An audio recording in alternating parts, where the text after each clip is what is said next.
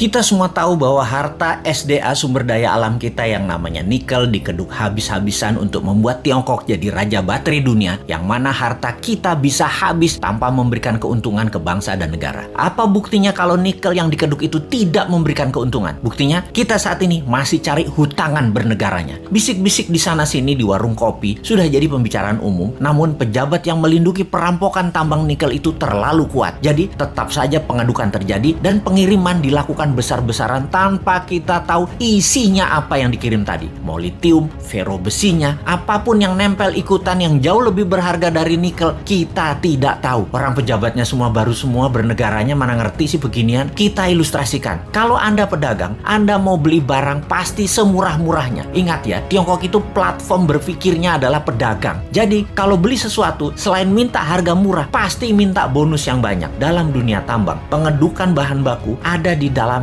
masih all in. Semuanya masih ada. Mulai dari barang berharga, katakanlah nikel, ada juga impuritiesnya atau barang yang tidak pure atau barang yang tidak murni atau barang yang tidak diperlukan seperti tanah dan lain sebagainya masih tercampur. Lalu dibersihkan, macam-macam cara pembersihannya. Ada di leaching, diproses, tujuannya untuk membuang barang yang tidak dibutuhkan. Katakanlah 75% terbuang, tinggallah 25%. Kalau dibawa 100% ke Tiongkok, yang 75% tadi adalah taiknya tambang yang nggak diperlukan. Taiknya mah tinggal di Indonesia aja. Makanya sekali lagi, taiknya dibuang di Indonesia aja. Kalau tadi dari 1 ton produksi tambang nikel ada 2% kandungannya. Setelah diproses tinggal 25%, nikelnya tetap 2%, tapi bukan dari 1 ton, dari 250 kilo. Nah, dalam 250 kilo ini ada fero juga, ada litium juga, ada macam-macam yang dibayar yang paling murah. Yang dibayar apanya? Nikelnya doang. Feronikel, nikel laterit, dan banyak lagi unsur logam dan mineral yang sudah disarikan tidak dibayar oleh Tiongkok. Kita asli bernegara nih bodoh memang. Dan penjajah perampok itu dikasih karpet merah lagi, dilindungi, dan tidak ada yang sadar. Kalau ada yang sadar, maka segerombolan buzzer pecinta cuan anti NKRI mulai memecah belah bangsa dan mencari sisi positif yang kecil dibesar-besarkan dari sisi bosnya, tapi mencari sisi buruk, pengkritisi tanpa solusi, dan diputer-puter beritanya agar rakyat tahu pengkritisi itu dosa. Apa yang terjadi kalau hal ini didiamkan dalam jangka pendek? Bukan dalam jangka panjang ya, pendek ya. Negara kita akan miskin, pejabatnya makin kaya, rakyat nambah lapar. Kita hanya mengingatkan arahnya nantinya. Sebagai contoh sejarah kebodohan penguasa atas kelolaan sumber daya alam, kita mau kasih ilustrasi. Ada 3 negara yang akan kita pakai jadi contoh kali ini, yaitu Nauru, Venezuela, Zimbabwe. Fosfat, oil business, berliannya Zimbabwe. Nauru di tahun 1980-an, negara dengan 7.000 populasi adalah negara yang sangat kaya, bahkan negara terkaya di dunia. Nauru adalah salah satu negara di selatan Pasifik. Nauru menghasilkan fosfat, bahan baku untuk pupuk. Saking kayanya, semua warganya digratiskan untuk melakukan apapun, sampai keluar negeri dibayarin pemerintah, diongkosi. Dan ada joke di sana, dolar itu hanya toilet papers. Dan ini bukan kiasan, dipakai beneran untuk ngelap pantat beneran. Lalu hasil alamnya ternyata habis 20 tahun kemudian. Dan Nauru saat ini menjadi sangat miskin ya.